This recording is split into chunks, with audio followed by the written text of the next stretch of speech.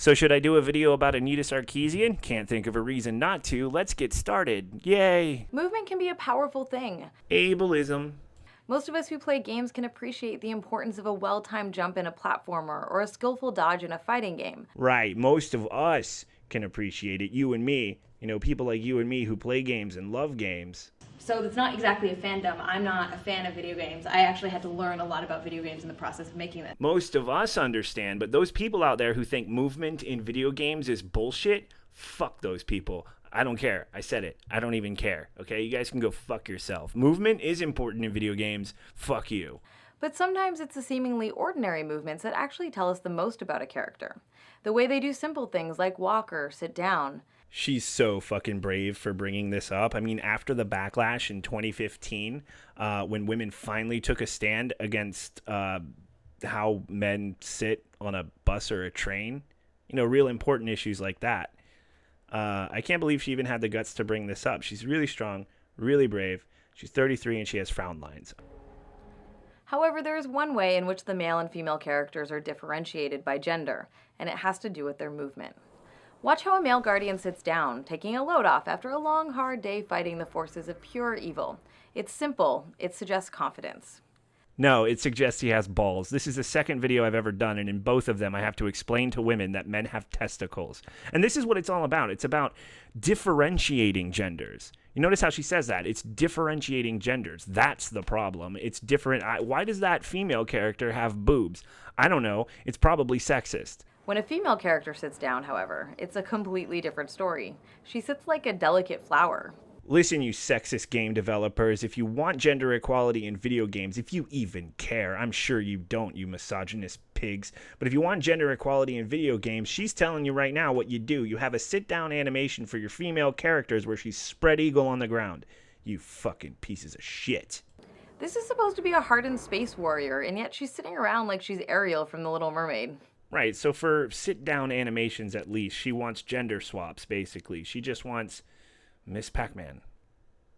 I feel like she complained about this before. How a character walks, jumps, even how they sit down can tell us a lot about them. For instance, Ryu Hayabusa's precise and graceful movement conveys that he is a highly trained ninja. While the way Nathan Drake scrambles and fumbles in dangerous situations is meant to suggest that he's more of a relatable, ordinary guy who just keeps finding himself in extraordinary circumstances. Okay, these two examples are really different. You've got an unrealistic game with a ninja running around doing impossible things in a sexy latex outfit, strategic butt coverings. And you've got another game that prides itself on realistic characterizations of both men and women. Keep that in mind. She doesn't bring that up, but keep it in mind. So let's see where she goes with this. By contrast, the way that women move in games isn't just used to suggest their confidence or their skill or some other facet of their personality. Now, if you didn't think she'd put up a comparison image of a hyper-unrealistic female character in a latex outfit next to the aforementioned realistic male character, then you just don't fucking know this woman, do you? It's very often used in conjunction with other aspects of their design to make them exude sexuality for the entertainment of the presumed straight male player. So, what's your angle on all this misery? You gonna plunder a few temples, loot the museum? I don't know how that got in there. Put that out of your mind. It's time to bitch about Catwoman again.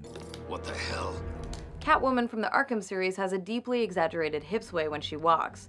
In combination with her clothing and the game's camera angles, all of this is meant to drive the player's focus to her highly sexualized butt. Come on, same footage, same bullshit argument as the last video. I mean, people gave this woman money to make these things. Goddamn, you know, and literally every single Batman fan, male or female, is going to be pissed off if you take away Catwoman's sexuality. It is literally the driving force behind her personality. And this is her example of how women are sexualized for reasons other than to emphasize a facet of their personality. It's literally the reason she is fuck me, man. Fucking hell. You know, there are plenty of actual examples out there of actual women being used sexually and for the sake of sex and only sex. But this isn't one of them. So why did she use this? Why did she use Catwoman? Do you think it's because she's got another crowdfunded series to milk her idiot fucking fans of their hard-earned cash and just wants to recycle this shit and get these videos out of the way? I think maybe that's it. Male heroes are allowed to simply walk like normal human beings in ways that are average or strong or graceful or goofy. It is normal for men to carry their weight in their upper bodies, and it is normal for women to carry their weight in their hips. That's where the center of gravity is for women. Women are different than men. Isn't that sexist? Of course, in the real world, people do walk with a sway of the hips when wearing high heels. If we want to get really technical about it, this slight hip sway occurs in order to maintain balance. This in and of itself is not a problem, other than generally being deeply uncomfortable. Yeah, high heels are terrible, but in the real world, women walk with a slight hip sway naturally. High heels emphasize that hip sway and exaggerate all the parts that men think are sexy. If you don't like high heels, don't wear them. I wouldn't. But it raises an important question. Why are these female characters in combat roles wearing high heels? With all the fighting, running, and climbing these women have to do, dressing them in heels is clearly a decision rooted in sexualized aesthetic pleasure rather than believability. Realism is important when it suits me. The term male gaze was coined in 1975 by feminist film critic Laura Mulvey and refers to the tendency for the visual arts to assume and be structured around a presumed masculine viewer, or in this case, player. At least the Kickstarter people are getting a heavy return on the research that they invested in. The male gaze manifests when the camera takes on a perspective of a stereotypical heterosexual man. She's implying that it's a stereotype that straight men lust after women. It's just stereotypical. Some of them want cock, right? The male gaze reinforces the notion that man looks and the woman is looked at. Or as art critic John Berger explains in the 1972 book Ways of Seeing, men act and women appear. Men look at women. Women watch themselves being looked at. This determines not only most relations between men and women, but also the relation of women to themselves. Sure, but if we pull ourselves out of the 1970s for a second, we might actually discuss why we only ever focus on female sexuality when we're talking about this kind of thing. The representation of females as sexual beings is somehow oppressive, but let's dismiss the idea of the sexualized male as a power fantasy for teenage boys. The male gaze is also not in any way limited to men or heterosexual people. Almost all of us internalize and sometimes identify with the male gaze to some extent. I don't actually know what this means. I mean, if women sexualize men, if she's actually talking about that, then how is it still the male gaze? If she's talking about women sexualizing women or something along those lines, how is that still the male gaze? And how the fuck is any of this a problem? Okay, games geared towards men appeal to men. You know, like, I mean, why is that bad? How is this damaging to women in any way? And honestly, what is your solution? I mean, do you have any solutions other than every game should be gone home? Eradicating the male gaze is not as simple as introducing an inverse female gaze that sexualizes men either. Not just because equal opportunity sexual objectification isn't the answer, but also because it isn't actually equal. One reinforces pre-existing oppressive ideas about women that are real and damaging to women in their everyday lives. The other doesn't reinforce anything. Nothing.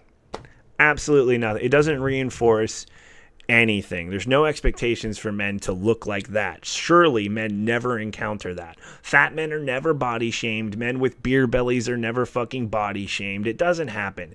Men have no problems. Only women have problems. For example, when the satirical website The Hawkeye Initiative reimagines male characters in sexualized poses that are common for female characters, it isn't using the female gaze. This is just the male gaze applied to men. When male characters are depicted as shirtless or wearing little clothing, like the character sometimes dubbed Hot Ryu from Street Fighter V, their lack of clothing demonstrates their power and strength, rather than depicting them as erotic playthings or reducing them to sexualized body parts. Right, it's not reducing them to their sexualized body parts, but if you do reduce them to their sexualized body parts, it's still not objectification because it's just the male gaze applied to men. So you can't objectify men. It's impossible. I've never actually heard her acknowledge that women are sexual beings as well, that there are actual things that women find sexually attractive about men, like fucking power and strength. The way Ellie moves in The Last of Us communicates a sense of tension and danger, demonstrating what it's like when female characters are animated in ways that emphasize their personality and emotional state, rather than serving to sexually objectify them. And on that note, this video is over. Goodbye.